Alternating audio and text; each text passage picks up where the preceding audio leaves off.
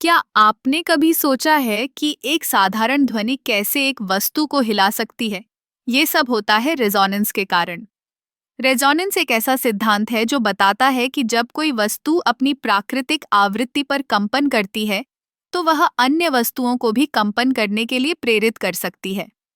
उदाहरण के लिए, जब आप एक झूले पर झूलते हैं, तो अगर आप सही समय पर धक्का देते हैं, तो झूला और भी ऊंचा उठता है। यही रेजोनेंस का जादू है। ये सिद्धांत न केवल ध्वनि में बल्कि भौतिकी, संगीत और यहाँ तक कि इंजीनियरिंग में भी महत्वपूर्ण है। आपने शायद देखा होगा कि जब एक गायक एक विशेष नोट गाता है, तो कभी-कभी कांच की एक बोतल टूट जाती है। ये रेजोनेंस का एक अद्भुत उदाहरण है। गायक की आवाज उस बोतल की प्राकृतिक आवृत्ति के साथ मेल खाती है, जिससे बोतल कंपन करने लगती है और अंततः टूट जाती है। रेजोनेंस का उपयोग विज्ञान में भी किया जाता है, जैसे कि जब हम किसी पुल या इमारत का निर्माण करते हैं, तो इंजीनियर्स रेजोनेंस के सिद्धांत को ध्यान में रखते हैं।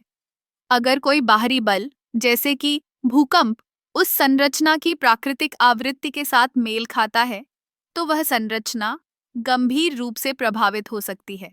संगीत में भी रेजोनेंस का बड़ा महत्व है। जब एक गिटार या वायलिन बजाया जाता है, तो उसके शरीर के अंदर की हवा कंपन करती है, जिससे ध्वनि का उत्पादन होता है। यह रेजोनेंस ही है जो संगीत को इतना समृद्ध और गहरा बनाता है। क्या आप जानते हैं कि रेजोनेंस का उपयोग चिकित्सा में भी किया जाता है? एमआरआई मशीनें रेजोनेंस इमेजिंग का उपयोग करती हैं, जो शरीर के अंदर की संरचनाओं की स्पष्ट छवियां प्रदान करती हैं। यह तकनीक रेजोनेंस के सिद्धांत पर आधारित है, जो हमें बिना किसी सर्जरी के अंदर की जानकारी देती है। रेजोनेंस एक अद्भुत प्राकृतिक घटना है, जो हमारे चारों ओर है। यह न केवल विज्ञान और तकनीक में महत्वपूर्ण है, बल्कि हमारे दैनिक जीवन में भी इसका प्रभाव है। जब भी आप किसी ध्वनि को सुनते हैं या किसी संगीत का आनंद लेते हैं, तो याद रखें कि रेजोनेंस का जादू आपके चारों ओर है। इस तरह रेजोनेंस हमें यह सिखाता है कि कैसे एक साधारण ध्वनि या कंपन बड़े बदलाव ला सकती है।